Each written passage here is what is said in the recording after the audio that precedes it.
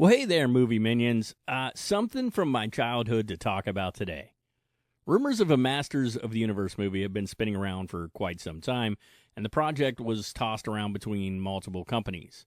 It went from Sony to Netflix, then finally it ended up with Amazon MGM. There have also been a number of different filmmakers and writers attached to this project. Now, amongst them were David Callahan and Aaron and Adam Nee. Those were the guys who wrote the first draft of the version that ended up at Amazon MGM. Now, Aaron and Adam Nee are responsible for 2022's The Lost City, a film I personally enjoyed as a sort of modern Romancing the Stone. If you haven't seen it, go watch it. It's a lot of fun. Now, David Callahan has worked on projects like Zombieland Double Tap, Spider-Man Across the Spider-Verse, and Shang-Chi. Now, these guys were responsible for the screenplay that ended up at Amazon MGM. But then Chris Butler, writer and director of Paranorman, has since taken over and taken that draft and written a new draft. The film is going to be directed by Travis Knight. He also directed Bumblebee, which was one of the better Transformers offerings in my humble opinion. Now, for those of you who are maybe living under a rock or something, He-Man and the Masters of the Universe were introduced way back in 1982, with the animated series launching in 1983. It was a massive success. And so when we heard they were making a live-action movie way back in 1987, all of us 11 and 12-year-olds were like super excited, but then we would be extremely let down.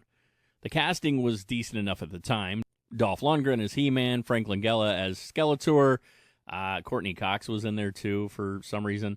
But the execution, it was just not good. They completely took out the Prince Adam persona. He was always just He-Man. They transported everyone to Earth with a magical musical instrument key thing. It really made no sense. I mean, Skeletor's mask looked horrible. It was not great. After that, there were numerous spin-off series. Some of them were actually pretty decent. I actually liked the one in 2002, and Netflix has and had a couple of series running congruent with one another, one being He-Man and the Masters of the Universe. That one started in 2021, and then the Kevin Smith continuation, kind of the original series, but not exactly. Anyway, that's Revelation and then Revolution. Those are really good. You should check those out on Netflix right now. So here's the thing about the news we've received. The plot. The plot will likely irritate a few people. Now, trust me, I know this because I've seen the comments for other plot details we've posted about, but I'm going to go ahead and give you the synopsis of what the movie's going to be about. The film will follow 10-year-old Prince Adam, who crashed to Earth in a spaceship and was separated from his magical power sword, the only link to his home on Eternia. After tracking it down almost 2 decades later, Prince Adam is whisked back across space to defend his home planet against the evil forces of Skeletor. But to defeat such a powerful villain, Prince Adam will first need to uncover the mysteries of his past and become He-Man, the most powerful man in the universe. Now, I sort of get why they're doing this to the plot.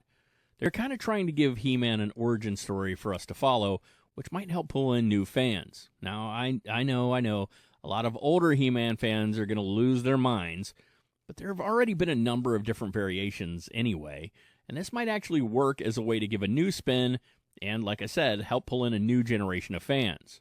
Now, here's some things. We know He-Man's mom was from Earth in the original storyline, and the fish out of water scenario could also help to explain why Prince Adam wouldn't be a trained warrior, thus making his transformation into He-Man a much bigger deal. And, of course, unlike the 1987 movie, which took them from Eternia and threw them onto Earth, this one's going to go from Earth to Eternia, meaning we'll get the setting and hopefully the characters we actually want to see. Now, of course, it is difficult to really know much this early on. We have very little casting information. We know that Kyle Allen was originally supposed to be playing the Adam He-Man character. I know Kyle Allen from the Map of Tiny Perfect Things from 2021. I love that movie. Doesn't really have anything to do with He-Man, though, but if you want to go check it out, it's a pretty good flick. We can only assume he's still connected. We don't really know. Aside from that, we have no additional casting or details at this time. What we do have, though, is a release date. It's set to hit theaters June 5th, 2026. So there you go, movie minions. I now release you to the comment section.